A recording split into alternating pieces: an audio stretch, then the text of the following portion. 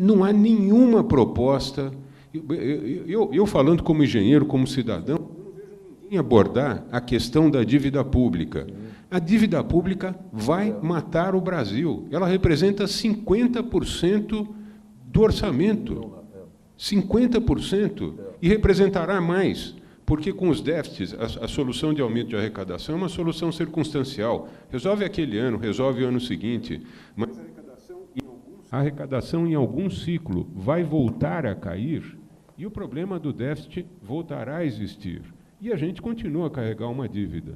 O Brasil é um país em que não se investe, porque não sobra dinheiro para investir, porque o empresário não tem a segurança, mas também porque é muito bom investir na dívida pública.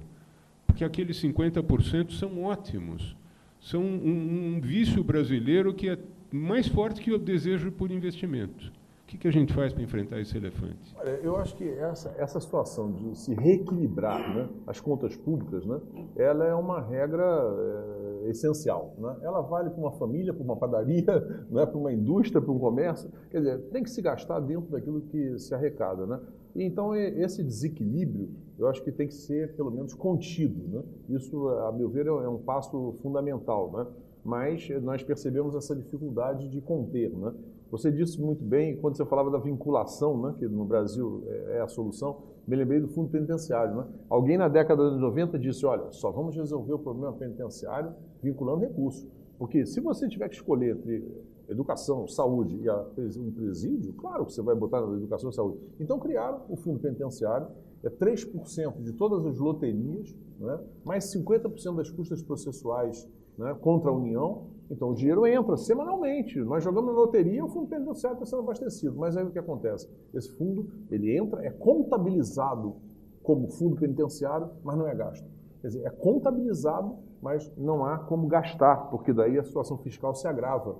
Então, resultado, eu já vi, inclusive, textos dentro do Ministério da Justiça dizendo assim, não há espaço fiscal para a utilização desses recursos. E aí nós estamos vendo essa crise, inclusive penitenciária toda, com mais de 2 bilhões contabilmente dentro do fundo penitenciário. Claro que ninguém nunca vai pegar esse 2 bilhões, me dá aí os 2 bilhões que eu tenho aí no fundo. Esse dinheiro é um esqueleto, né?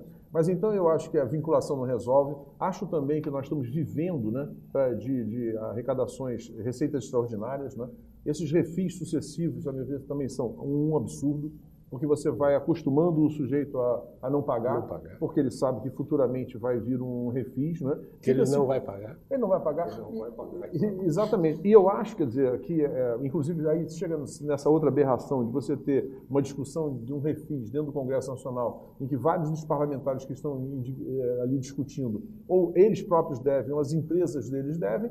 Então, são situações assim absolutamente anormais, esdrúxulas, né? E eu acho que repensar o Estado, ele é importante, porque eu acho que a privatização não é só porque agora o governo está precisando de mais recursos e vai arrumar alguma coisa privatizando uma estrada ou fazendo uma concessão, uma outorga, ou lá o que seja. Eu acho que é para dar mais eficiência ao Estado mesmo, né? Então, eu acho que essa discussão sobre repensar o Estado, até para que, se nós formos, né, por exemplo, a perspectiva agora de equilíbrio das contas públicas, né, é 2023. É com isso que está se trabalhando. Quer dizer, receita e despesa equilibrados em 2023, se forem sendo adotadas medidas corretas a partir de agora. Bom, enquanto isso não acontece, a dívida aumenta.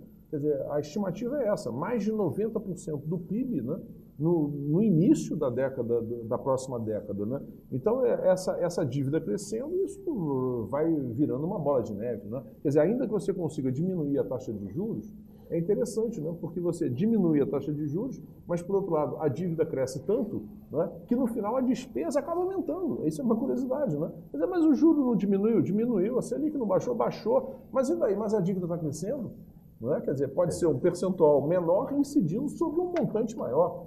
Então, eu acho que tem que se levar a sério isso. Por isso que eu imagino, será, né, André, Pella, Eduardo, será que isso vai ser mesmo um tema que vai ser discutido nas próximas eleições?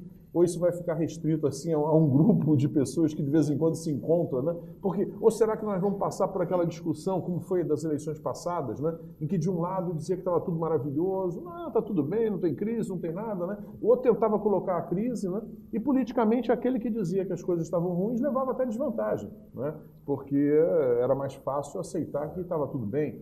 Então, eu digo, eu não sei até que ponto, eu tenho uma grande curiosidade se essa situação dramática fiscal que nós estamos, inclusive, como nós também já dissemos, estados e municípios, Rio de Janeiro, Rio Grande do Sul, não conseguem nem mais pagar salários, Minas Gerais também numa situação dramática.